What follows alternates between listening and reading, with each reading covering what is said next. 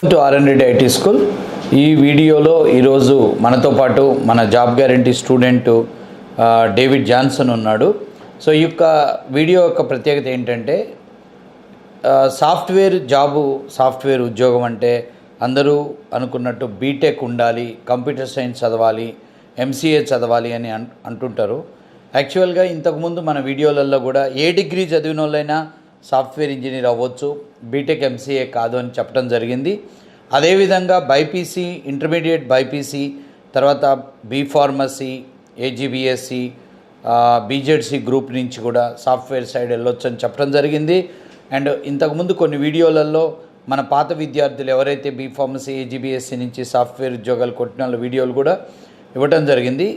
ఈరోజు ఇంట్రడ్యూస్ చేస్తున్న మన స్టూడెంట్ డేవిడ్ జాన్సన్ కూడా తన యొక్క బ్యాక్గ్రౌండ్ ఇంటర్మీడియట్ బైపీసీ అండ్ తర్వాత బీఫార్మసీ చదివాడు. బీఫార్మసీ నుంచి మెడికల్ కోడింగ్ ఒక 1 year జాబ్ చేసి అక్కడ గ్రోత్ లేదని అర్థం చేసుకొని సాఫ్ట్వేర్ కోడింగ్ వైపు వెళ్తేనే మంచి ఉద్యోగం, మంచి శాలరీస్ ఉంటాయనే ఉద్దేశంతో అతను ఇక్కడ కోర్స్ తీసుకోవడం జరిగింది. తర్వాత అతను ఇప్పుడు రీసెంట్గా ఒక కంపెనీలో జాబ్ చేస్తున్నాడు. రీసెంట్గా జాబ్ వచ్చింది.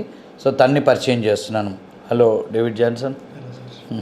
David Johnson sir. Yeah. So your qualification, ఎప్పుడు పాస్ అయ్యారు, ఎక్కడ మీ హోమ్ టౌన్ ఏంది, క్లియర్గా చెప్పు. నాది కాకినాడ పక్కన తెమ్మాము సార్.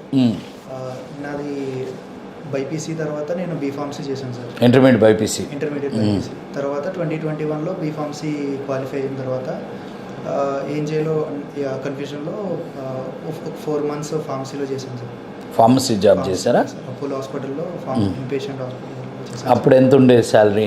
అప్పుడు 10,000 సార్. ఓకే. ఎగ్జాక్ట్గా 9,000. దాని తర్వాత దీనికంటే బెటర్గా మెడికల్ కోడింగ్ ఉంటుంది కదా, మెడికల్ కోడింగ్కి హైదరాబాద్ వచ్చి ఇక్కడ జాబ్ చేశాను సార్. 1 year ఇక్కడ చేశాక ఏంటంటే గ్రోత్ అందులో కొంచెం ఒక పాయింట్కి వెళ్ళాక ఆగిపోయింది సార్. అంటే ఒక 10 years ఎక్స్పీరియన్స్ ఉన్న పర్సన్ కూడా 60,000, 65,000 అక్కడితో ఆగిపోతుంది సార్. అంతకుమించి ఇవ్వడానికి కంపెనీస్కి ఇంట్రెస్ట్ లేదు సార్. సో గ్రోత్ లేని దాంట్లో మనం అక్కడ ఎంత లాస్ట్ శాలరీ ఎంత 1 yearలో? 13,000 సార్. 13,000. యా. అయితే ఇంకా గ్రోత్ ఇందులో ఉండదు కదా అని మెడికల్ కోడింగ్లో సర్టిఫికేషన్ ఉంటుంది సార్. సర్టిఫికేషన్ చేయడానికని అమీర్పేట వచ్చాను సార్ నేను. వచ్చినప్పుడు సర్టిఫికేషన్కి 1 lakh వరకు అవుతుంది సార్, ఓన్లీ ఎగ్జామ్ రాయడానికి మెడికల్ కోడింగ్ సర్టిఫికేట్.